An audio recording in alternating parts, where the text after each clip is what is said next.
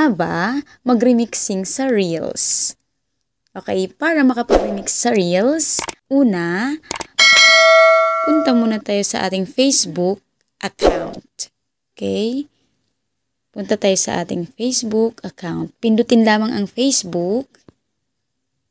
Ayan. And then,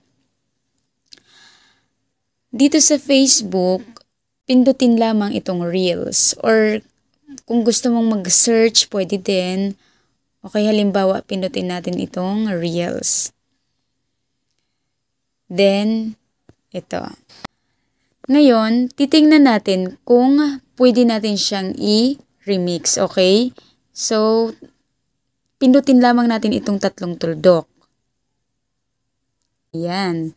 Then, kung nakikita ninyo, ayan, walang nakalagay na remix or remixing this video. So, ibig sabihin, hindi siya naka-enable or hindi ina-allow ng content creator yung remixing video niya. Okay, so maghahanap tayo ngayon ng nag-a-allow or nag-enable ng remix na video. Okay?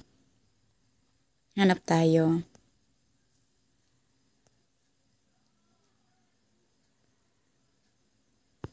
Okay, ito. Check natin. Pindutin ang tatlong tuldok. Ayan. So, kung nakikita ninyo, wala pa din.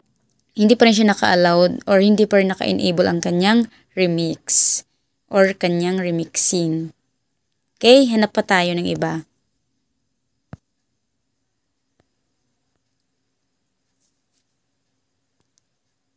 Okay, for example, ito. Ayan, kay Kuya Jay. So, check natin kung ina-allow ni Kuya Jay yung remix video niya, okay? Pindutin natin ang tatlong tuldok. Ayan. So, ayan. Remix this reel. So, ibig sabihin, naka-enable siya. Allow siya. Okay? So, pwede natin siyang i-remix. Ngayon, pindutin lamang natin itong remix this reel. Okay? Pindutin.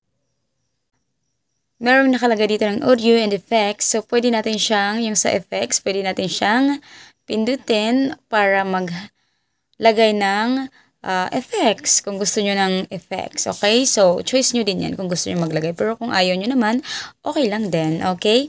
So, para makapag-remix, pindutin lamang natin itong play button or reel button dito sa baba. Ito.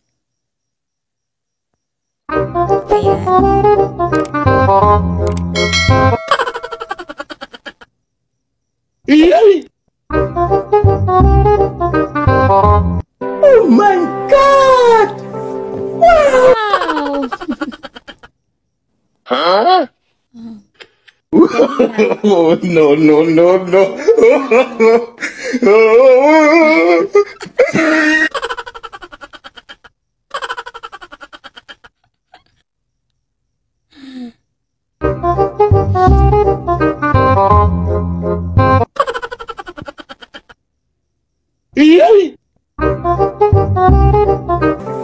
Okay, pindutin natin yung next. Huh?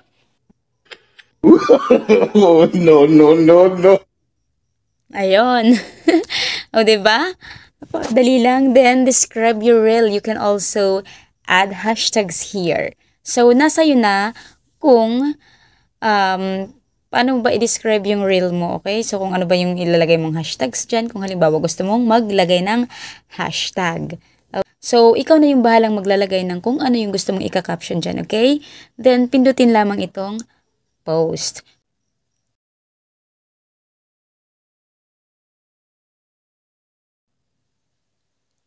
Ayan, then, tingnan natin kung na-post na ba.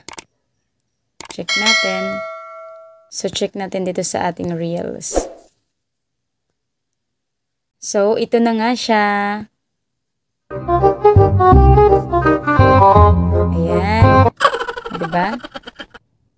So, ganun lang. Ganun lang siya. Okay?